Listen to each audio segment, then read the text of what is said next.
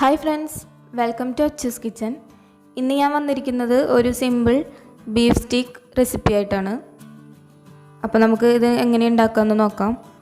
ഇതിന് ഒരു പരന്ന പീസ് ബീഫ് വേണം നമ്മൾ എടുക്കാനായിട്ട്.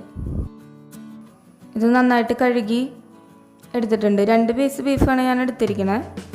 അപ്പോൾ ഇതിൻ്റെ മുകളിലേക്ക് നമുക്ക് കുറച്ച് ഉപ്പിട്ട് കൊടുക്കാം. 2 സൈഡിലും ഇതുപോലെ തന്നെ ഇട്ട് കൊടുത്ത് ഒന്ന് എല്ലാ ഭാഗത്തേക്കും ആക്കി പേസ്റ്റ് ചെയ്ത് കൊടുക്കാം.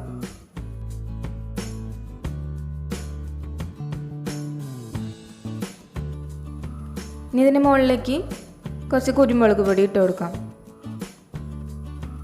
2 സൈഡിലും ഇതുപോലെ തന്നെ ഒന്ന് ഇട്ട് കൊടുക്കാം.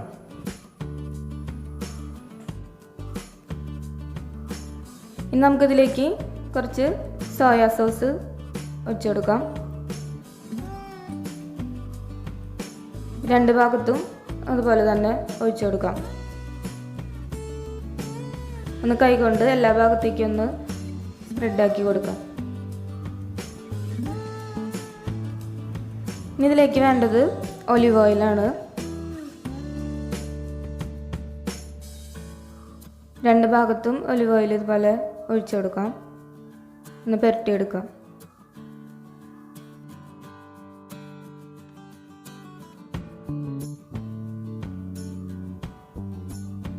നമ്മളിതുപോലെ ഒരു സ്റ്റിക്ക് കൊണ്ട് ഇതുപോലെ ഒന്ന് ചതച്ച് കൊടുക്കുകയാണെങ്കിൽ നമുക്ക് ഉപ്പും കുരുമുളകൊക്കെ ഇതിൻ്റെ ഉള്ളിലേക്ക് നന്നായിട്ടൊന്ന് ഇറങ്ങി കിട്ടും.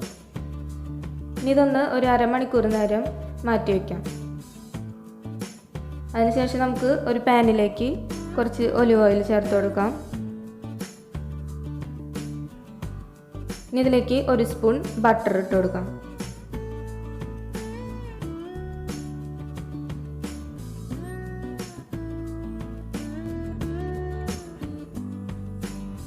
ഇതൊന്ന് ചൂടായിട്ട് വരുമ്പോൾ നമ്മൾ നേരത്തെ മാറ്റി വെച്ച ബീഫ് ഇതിലേക്ക് ഇട്ട് കൊടുക്കാം.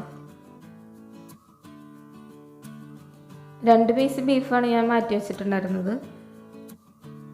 അത് നമുക്കിതിലേക്ക് ഇട്ട് കൊടുക്കാം. ഇതൊന്ന് ലോ ഫ്ലെയിമിൽ വെച്ചിട്ട് നമ്മൾ ഇടയ്ക്കൊന്ന് തിരിച്ചും മറിച്ചും ഇട്ട് ഫ്രൈ ചെയ്തെടുക്കണം.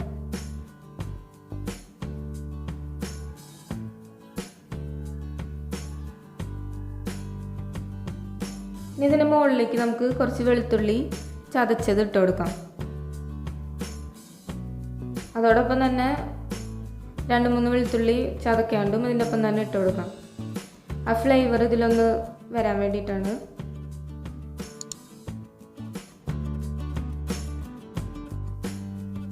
ഇതിലേക്ക് 1 സ്പൂൺ ബട്ടർ കൂടി നമുക്ക് ചേർത്ത് കൊടുക്കാം.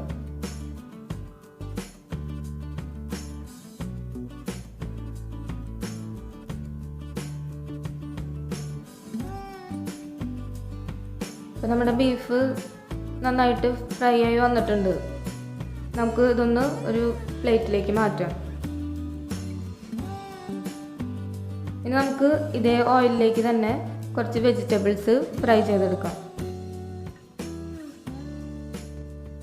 ഇത് ചെറുതായിട്ടൊന്ന് ഫ്രൈ ചെയ്തെടുത്താൽ മതിയാവും.